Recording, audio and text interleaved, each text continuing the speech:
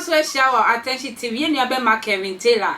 Eye obi a what ya broche na so Ghana nsem eba nyina a one nkrofo enya beef na no oya be ma eye kan be mo ma no oya enu be ma Kevin Taylor wo ka ho na wo bi a na one ne nya beef na nsen a ni pani mfine Dr. Kwaku Oteng ye oda Adonko ano na papa tin nsem no da bi na no ya nya nsem a ye Kevin Taylor eke ka fa ye papa Kwaku Oteng ho no na nsem no ya donto nti ye papa Kwaku Oteng so ko tra ye Angel FM edisesi ade anu yi wo so wo yi e ma Kevin Taylor tene ho ase wo ne wo ye nya ye papa so ko tra ho ede na anu yi ba ye nko Angel FM ye ko tie papa Dr. Kwaku Oteng anu yi a owode ma eye Kevin Taylor emra sesia penfo se say social to am yihwa okay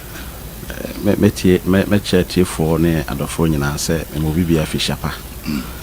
say for long years obia antemenka yeah they were on social media so Dr. Kwaku why say na ya na reho sem say we say de mu kan nyina so mu be 2% pe na no kre de aka nyina nya no kre na me yo bia mentam pe kasanti no kofo ya ne kofo bibire kra fi say no kre de ba ko a me kan radio adwuma omo wa chire ni nim de wa adwuma na tete say kwa me wotu esi e sebe wo ka sare twi obi a ne pa kra attack me say director wo ni pa say nam sa omo nti ade na say radio adwuma nya adwuma sebe me na me sora be ka kire sebe wo kwa me tanko say kwa me ene sebe me ne wa hai kan ho asem da bi nya sana radio adwuma tire okay sama ebe ne sports nya na me ko chia sama ka we ansa na waka ono ne mo na mo yam research na mo de aba okay de ha me pa ba ko ne percent crofo mo tie radio ne tie ase radio adwuma nya adwuma wura na man instruction say mo nye sei na maye media na say bia me ka chia mo say ma mo nkasa etwetwe obi dan so dru ba bia nipa ho ahometinti dru ba bia ya wodie ne ba bi nti motimi kasa traso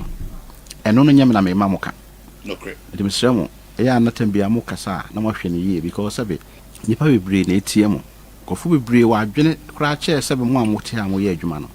ba woni sa opportunity na ba betena kasa de tambia mo kasa na mo hwe ye se de be ya mfa o ni kasa twetwe mfa problem bia ma de mesre mo amotie ye se radio adwuma nya na me man instruction so mo nye se no maye me ma ha 2 years da bia mo ye adwuma mfi mi no mi si hada so da bia mo ye adwuma kwa okay no crepa nti besra mo medam ase munyina from bronze to be simo so be six sabe cleaner o ha ya medam ase Adonko company no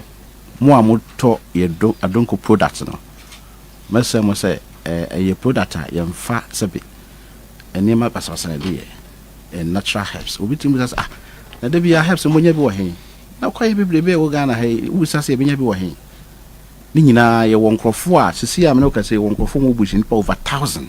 omo de bia omo dwuma na se omo de omo pe Adonko hu ne ma no de amaye na de aye dwuma enti e be se mo a mo no Adonko no mo nkoso na mo no na ye ensa papa a wo no mo a me se no na se bi me se me pie Christmas mu fair general am kono mo brofon sabi enti me modin because I sa na me so be business na hangover chairman for 1 month na me timi recover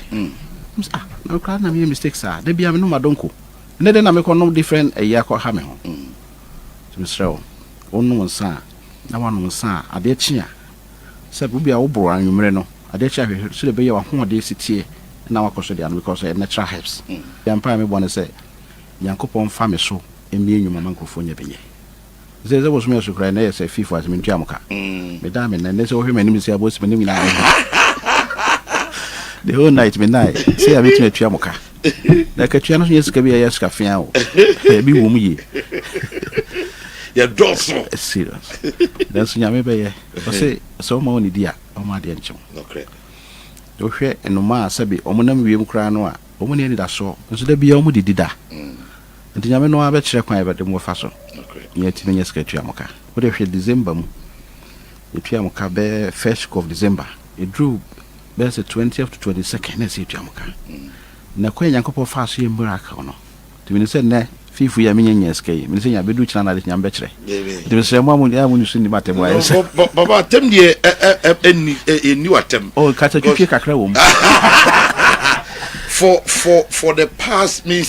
for the past 10 years and my year juma o na not a single month and my katu akamuda ene mi colleague o ganyina ebinum kra de aya aseme obia bedia dance here even at the time of COVID bremwa na ye lay off workers ne ade papa wa anya bi ye ebinim kra okay ye lay off I bet chewa katuam ne ama half wa anya bi we were even in the house ye nya hwe ba ha no pa e kofie but every month ye katuaba every month ye kat zero can e be che but e beba e che se ya e beba ndi so ye boy abazo ya yenim de okom yenim pressure e wo ho